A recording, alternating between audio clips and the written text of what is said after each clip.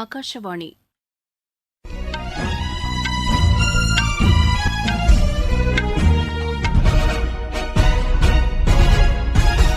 செய்திகள் வாசிப்பவர் வடிவழகி கபிலன். தலைப்புச் செய்திகள்: மாநில அரசுகளின் தலைமைச் செயலர்கள் தேசிய மாநாடு பிரதமர் திரு நரேந்திர மோடி தலைமையில் புதுதில்லியில் தற்போது நடைபெற்று வருகிறது. காங்கிரஸ் கட்சியின் 139வது நிறுவன தினம் இன்று கொண்டாடப்படுகிறது. தேமுதிக நிறுவனர் விஜயகாந்த் உடல்நலக் குறைவால் இன்று காலமானார். அவருக்கு பிரதமர் உள்ளிட்ட தலைவர்கள் இரங்கல் தெரிவித்துள்ளனர். தமிழகத்தின் தூத்துக்குடி, கன்னியாகுமரி, ராமநாதபுரம், திருநெல்வேலி மாவட்டங்களில் வரும் 30 மற்றும் 31ஆம் தேதிகளில் கனமழை பெய்யக்கூடும் என்று வானிலை ஆய்வு மையம் தெரிவித்துள்ளது. இந்தியா, ஆஸ்திரேலியா அணிகளுக்கு இடையேயான முதலாவது ஒருநாள் மகளிர் கிரிக்கெட் போட்டி இன்று நடைபெறுகிறது. இனி விரிவான செய்திகள். மாநில அரசுகளின் தலைமைச் செயலர்கள் பங்கேற்றுள்ள தேசிய மாநாடு பிரதமர் திரு நரேந்திர மோடி தலைமையில் புதுதில்லியில் தற்போது நடைபெற்று வருகிறது. மத்திய மாநில அரசுகளுக்கு இடையே ஒருங்கிணைப்பை மேலும் வலுப்படுத்தும் வகையில் இந்த மாநாடு நடைபெறுகிறது. கூட்டாட்சி தத்துவத்திற்கு மேலும் வலு சேர்க்கும் வகையில் பிரதமரின் தொலைநோக்கு சிந்தனை அடிப்படையில் இந்த மாநாட்டிற்கு ஏற்பாடு செய்யப்பட்டுள்ளது. நிலம், சொத்து, மின்சாரம், குடிநீர், சுகாதாரம் மற்றும் பள்ளிக் கல்வி உள்ளிட்ட பல்வேறு தலைப்புகளின் கீழ் விவாதங்கள் நடைபெறவுள்ளன. இணையதள பாதுகாப்பு, செயற்கை நுண்ணறிவு தொழில்நுட்பத்தில் ஏற்படும் சவால்களை எதிர்கொள்ளுதல், போதைப்பொருள் தடுப்பு உள்ளிட்டவை குறித்தும் இந்த மாநாட்டில் விவாதிக்கப்பட உள்ளதாக எமது செய்தியாளர் தெரிவிக்கிறார். இந்த மாநாடு நாளையுடன் நிறைவு பெறுகிறது. மறைந்த முன்னாள் அமைச்சரும் பிஜேபி மூத்த தலைவருமான அருண்ஜேட்லியின் பிறந்த தினம் இன்று கொண்டாடப்படுகிறது. இந்நாளையொட்டி மத்திய உள்துறை அமைச்சர் திரு அமித் ஷா வெளியிட்டுள்ள சமூக வலைதள பதிவில், மக்களின் உரிமைகளை காப்பதற்காக சட்டத்துறையில் அவர் தமது நிபுணத்துவத்தை பயன்படுத்தியதாக புகழாரம் சூட்டியுள்ளார். நமது சமூக மற்றும் அரசியல் வாழ்க்கைக்கு அவர் அளித்துள்ள பங்களிப்பு என்றென்றும் நினைவு கூறப்படும் என்று குறிப்பிட்டுள்ளார். வெளியுறவுத்துறை அமைச்சர் டாக்டர் ஜெய்சங்கர் வெளியிட்டுள்ள செய்தியில், நாட்டுக்காக அவர் அர்ப்பணிப்புடன் செயல்பட்டது பலருக்கு ஊக்கமளிப்பதாக விளங்குகிறது என்று கூறியுள்ளார். காங்கிரஸ் கட்சியின் 139வது நிறுவன தினம் இன்று கொண்டாடப்படுகிறது. இதனை சிறப்பிக்கும் வகையில் நாக்பூரில் அக்கட்சி பேரணி ஒன்றை நடத்துகிறது. இப்பேரணியில் காங்கிரஸ் கட்சித் தலைவர் திரு மல்லிகார்ஜுன கார்கே, முன்னாள் தலைவர்கள் திருமதி சோனியா காந்தி, திரு ராகுல் காந்தி கலந்து கொள்வார்கள் என்று அக்கட்சியின் பொதுச் செயலாளர் திரு கே.சி. வேணுகோபால் செய்தியாளர்களிடம் தெரிவித்தார். மத்திய பிரதேச மாநிலம் குனா மாவட்டத்தில் நேற்று நேரிட்ட சாலை விபத்தில் 12 பேர் உயிரிழந்தனர், 14 பேர் காயமடைந்தனர். கனரக வாகனத்துடன் பேருந்து மோதி தீப்பிடித்ததால் இந்த விபத்து நேரிட்டதாக எமது செய்தியாளர் தெரிவிக்கிறார். காயமடைந்தவர்கள் சிகிச்சைக்காக மருத்துவமனையில் அனுமதிக்கப்பட்டுள்ளனர். இந்த பேருந்தில் 30 பயணிகள் இருந்ததாகவும் அதில் 4 பேர் காயமின்றி உயிர் தப்பியதாகவும் காவல்துறை தெரிவித்துள்ளது. விபத்தில் உயிரிழந்தவர்களின் குடும்பத்தினருக்கு அம்மாநில முதலமைச்சர் திரு மோகன் யாதவ் இரங்கல் தெரிவித்துள்ளார். உயிரிழந்தவர்களின் குடும்பத்தினருக்கு தலா 4 லட்சம் ரூபாயும், காயமடைந்தவர்களுக்கு தலா 50,000 ரூபாயும் நிவாரணத் தொகையாக வழங்கப்படும் என்றும் அவர் கூறியுள்ளார். நாடு முழுவதும் மேற்கொள்ளப்பட்டு வரும் நமது லட்சியம் வளர்ச்சியடைந்த பாரதம் யாத்திரை பொதுமக்களிடையே பெரும் வரவேற்பை பெற்றுள்ளது. மத்திய அரசின் திட்டங்கள் குறித்து விழிப்புணர்வை ஏற்படுத்துவதோடு விடுபட்ட பயனாளிகளுக்கு திட்டங்கள் சென்றடைவதை உறுதி செய்யும் நோக்கில் இந்த யாத்திரை நடத்தப்பட்டு வருகிறது. கேரளாவின் கோழிக்கோடு மாவட்டத்தில் நடைபெற்ற இந்த யாத்திரையின் போது மத்திய அரசின் வேளாண் திட்டங்கள் மற்றும் தோட்டக்கலையின் ஒருங்கிணைந்த வளர்ச்சிக்கான திட்டத்தின் கீழ் கடனுதவி பெற்றது குறித்து மக்கள் தங்கள் அனுபவங்களை பகிர்ந்து கொண்டனர். தமிழகத்தில் கள்ளக்குறிச்சி மாவட்டம் பரகூர், விரியூர் கிராமங்களில் நடைபெற்ற இந்த யாத்திரையில் பலர் கலந்து கொண்டனர்.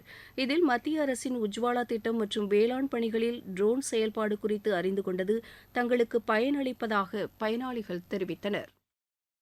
மழை காலத்துல அடுப்புல சமைக்கிறதுக்கு செஞ்சு சாப்பிட்டுட்டு கிளம்புறதுக்கு லேட்டா இருந்தது. இப்ப இந்த கேஸ் உஜ்வாலா ஸ்கீம் கேஸ் எங்களுக்கு கொடுத்ததால சீக்கிரமா சமைச்சிட்டு சீக்கிரமா எங்களுக்கு வேலைக்கு போறதுக்கும் எங்களுக்கு நல்லா வசதியா இருக்குது. இதெல்லாம் நல்லா நாங்க பயன்படுறோம். நானும் வேலைக்கு போறேன், எங்க பசங்க டைமுக்கு ஸ்கூலுக்கு போறாங்க, எங்க வீட்டுக்காரங்க டைமுக்கு வேலைக்கு போறாங்க.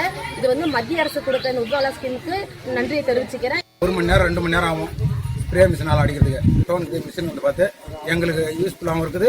அதே சமயத்தில் டைம் அதிகமாக ஆக தேவையில்ல, ஒரு 10 நிமிஷத்தில் அடிச்செடுத்து வந்துடுது. செலவுகள் நமக்கு கம்மியாகவும் இருக்குது. இந்த மத்திய அரசாங்கம் இந்த இது செஞ்சு கொடுத்ததுக்கு எங்களுக்கு ரொம்ப யூஸ்ஃபுல்லாக இருக்குது. மிக மிக நன்றி. நீங்கள் கேட்டுக்கொண்டிருப்பது ஆகாஷவாணியின் செய்தி அறிக்கை. यही समय है, सही समय. இதுதான் வேளை, சரியான வேளை. ஒவ்வொரு தேசத்தின் வளர்ச்சி பயணத்தின் போதும் தேசம் முன்வந்து புதிய உறுதிப்பாடுகளோடு முன்னேற்ற பாதையிலே பயணிக்கக்கூடிய அற்புதமான ஒரு வேளையும் பிறக்கும். புதிய பாரதத்தின் துவக்கத்தின் இது அமுத காலம். இதுவே கோடானு கோடி நாட்டு மக்களுடைய உறுதிப்பாடாகும். அமுத காலம் 25 ஆண்டுகளுக்கு ஆனது. ஆனால் நாம் நம்முடைய லட்சியங்களை அடைவதற்காக இப்போதிலிருந்தே முனைப்புடன் செயல்பட வேண்டும். भारत को गढ़ने का यही समय है. தேமுதிக நிறுவனரும் பிரபல திரைப்பட நடிகருமான விஜயகாந்த் இன்று காலை உடல்நலக்குறைவால் காலமானார். அவருக்கு வயது 71. நுரையீரல் அழற்சியால் பாதிக்கப்பட்டு சென்னை தனியார் மருத்துவமனையில் அனுமதிக்கப்பட்டிருந்த அவர் சிகிச்சை பலனின்றி உயிரிழந்தார். அவரது இறுதிச் சடங்குகள் நாளை நடைபெறுகிறது. அவரது உடலுக்கு கட்சி நிர்வாகிகள், தொண்டர்கள், திரையுலகினர் மற்றும் பொதுமக்கள் உள்ளிட்டோர் அஞ்சலி செலுத்தி வருகின்றனர். கேப்டன் என்று அன்போடு அழைக்கப்பட்ட அவர் இனிக்கும் இளமை என்ற திரைப்படத்தின் மூலம் அறிமுகமானார். சட்டம் ஒரு இருட்டரை, வைதேகி காத்திருந்தால், கேப்டன் பிரபாகரன் உட்பட 150க்கும் மேற்பட்ட திரைப்படங்களில் அவர் நடித்துள்ளார். 2 முறை சட்டப்பேரவை உறுப்பினராகவும் 2011ஆம் ஆண்டு முதல் 2016ஆம் ஆண்டு வரை தமிழக சட்டப்பேரவை எதிர்க்கட்சித் தலைவராகவும் அவர் பதவி வகித்துள்ளார்.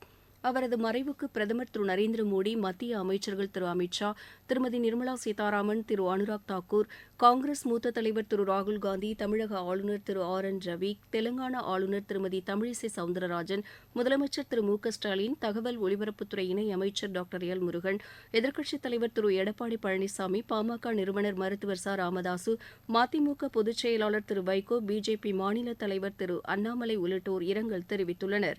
முதலமைச்சர் திரு மு.க. ஸ்டாலின் சென்னை சாலிகிராமத்தில் உள்ள விஜயகாந்தின் இல்லத்தில் அவரது உடலுக்கு நேரில் சென்று மலரஞ்சலி செலுத்தினார்.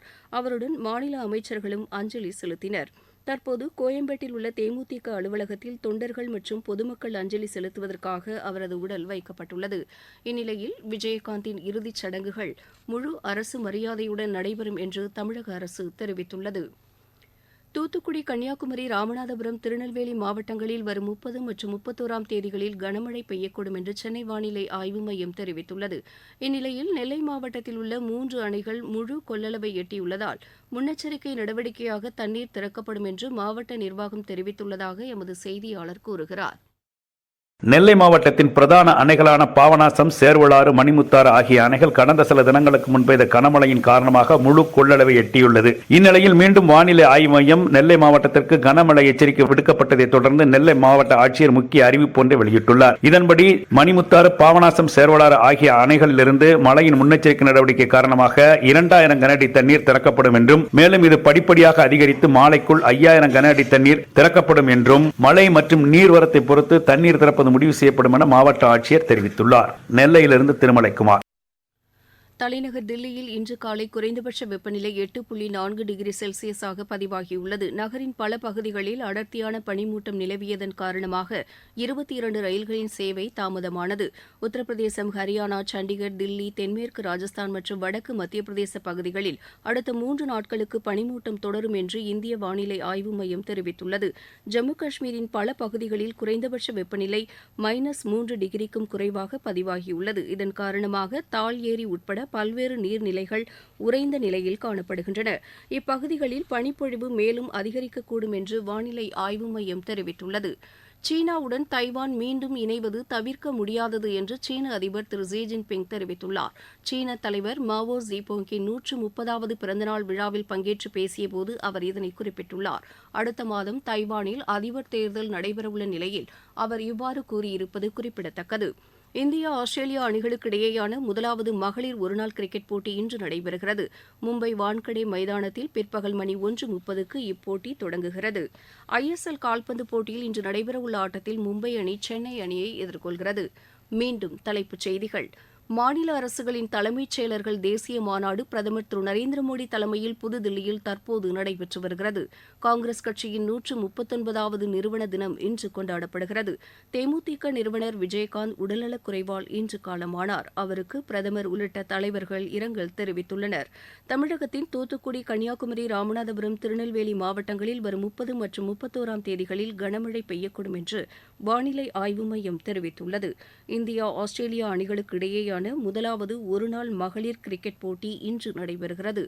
இத்துடன் இந்த செய்தி அறிக்கை நிறைவு பெற்றது.